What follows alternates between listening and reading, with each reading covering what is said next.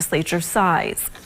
North Dakota's Department of Health just got a new shipment of ventilators, which is one of the many essential tools used by healthcare workers in the fight against COVID-19. Nakaya Carrero shows us the impact of these new additions in today's Your Health First. The North Dakota Department of Health obtained not one, not two, but 50 Hamilton ventilators to add to the state medical cache, which is a stockpile of medical equipment and supplies to help meet the needs and demands during an emergency. Ventilatory support during large-scale emergencies is always a major concern, and there are a wide variety of emergencies that could utilize ventilatory support like ventilators in order to supplement the hospital system. The addition of ventilators to the state medical cache is vital, especially for local hospitals like Sanford Health in Bismarck, who say they're continuing to see a rise in COVID-19 hospitalizations. We are experiencing a spike right now.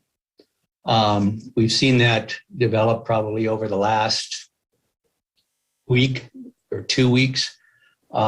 We believe we haven't reached the peak yet, so it's only going to get worse. Dr. Tello says knowing the state has the additional ventilators available is reassuring, as there has been a shortage in the past throughout the country. We run out of ventilators, then we have to look at transporting these patients to other medical institutions where they have a bed and have a ventilator.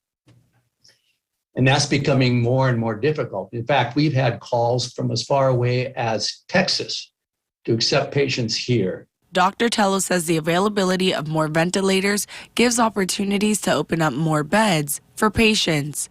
Reporting for KX News in Bismarck, I'm Nakaya Carrero.